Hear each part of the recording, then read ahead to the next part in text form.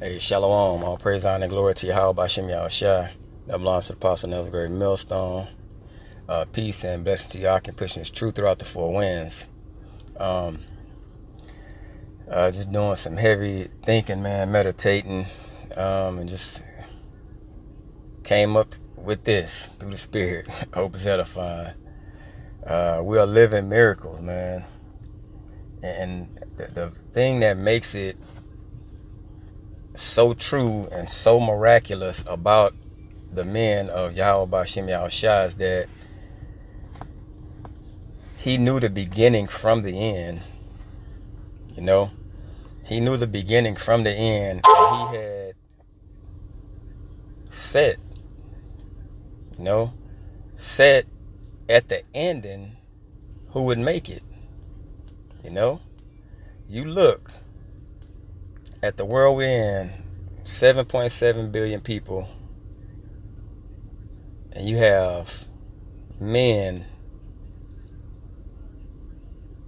of a certain nation, okay? Could have been Edom.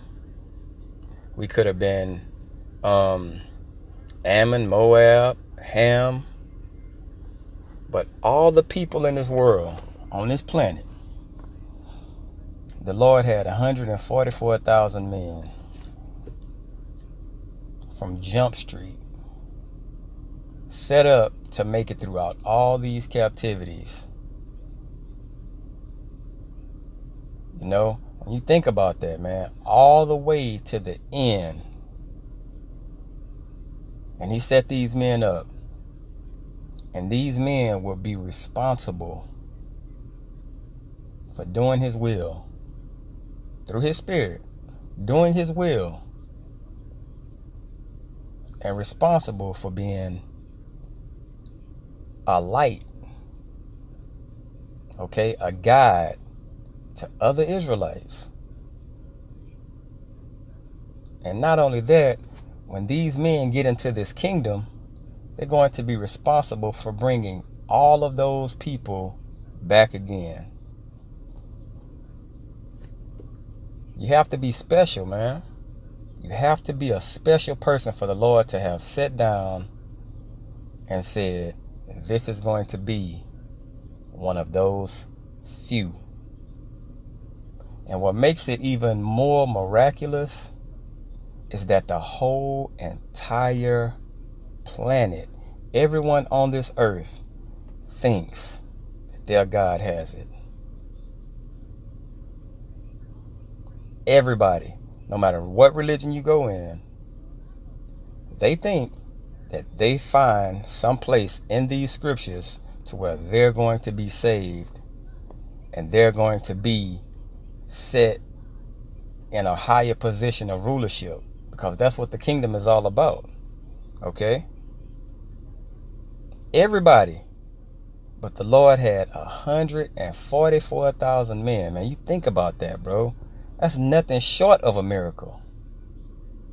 And here we are doing the works, putting on as the elect. It's amazing, man. This is the definition for miracle. An effective or extraordinary event in the physical world that surpasses all known human or natural powers and is ascribed to be supernatural, to be a supernatural cause. So these things that we're seeing, they're way beyond what we physically see. Come on, man. You think about this. The creator of everything chose me. The creator of everything chose me. You think about that. Okay?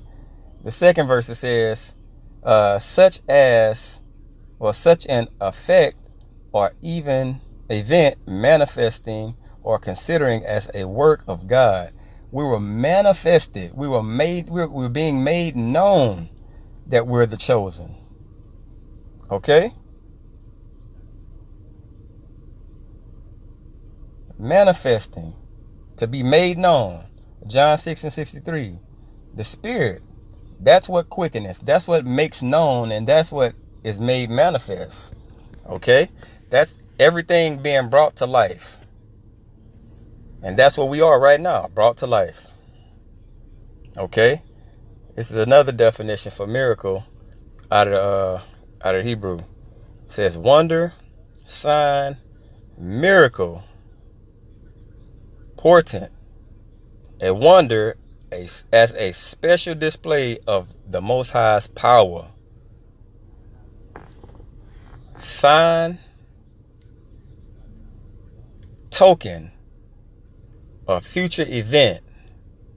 Okay? So everything that the Lord done, it's a sign that he done it. Okay? And we're seeing it being put out and displayed right now.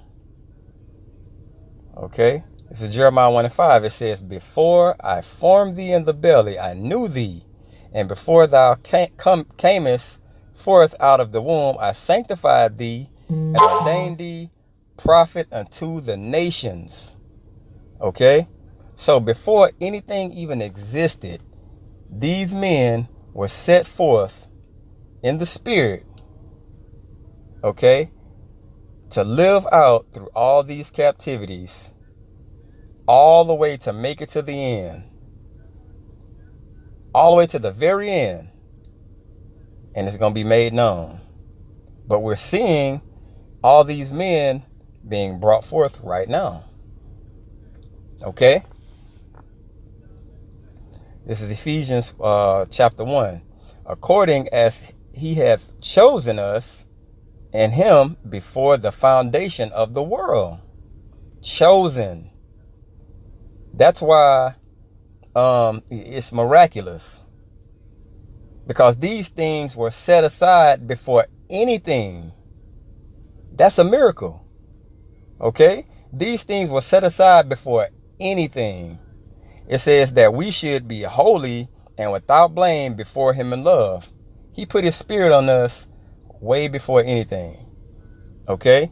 Having predestinated us unto the adoption of children by Yahushua Mashiach to himself according to the good pleasure of his will. So you're not going to go to church. You're not going to do things you want to do and say you're a part of the 144, the chosen of who they call God. You can't just put that on yourself. Okay? Predestinated. Predestinated. Your destiny has already been chosen. Okay? Already been chosen. The Lord saw through every captivity. From the beginning to the end. He saw through every captivity, and he had chosen men to play out a part through every captivity. Already set up. This is Revelation 2:17. It says, he that hath an ear, let him hear what the Spirit saith unto the churches. To him that overcometh will I give to eat of the hidden manna. Okay? And will give him a white stone, and in the stone a new name written, which no man knoweth, saving he that receiveth it. We received it. From the very beginning, we've been carrying a white stone. And this is that white stone right here. It says,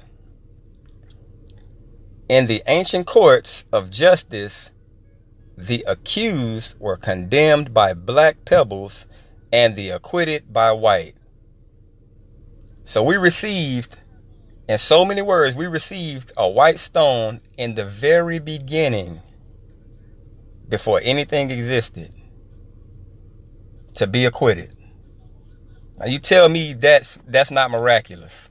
You tell me that's not a miracle. That's everything. That describes miracle to the T. And what makes it more, just the feeling, man, just what makes it more of heavily meaning is that you are possibly one of these men. You're a walking miracle, man, because you could have been anybody. You could have been a black woman. You could have been an Edomite woman. You could have been an Edomite man. You could have been anything. But the Lord had it set up from the very beginning who you were. Okay? It's a wonder some brothers, and I know I can speak for myself, it's some things I went through in life and I wondered, man, how did I get through that?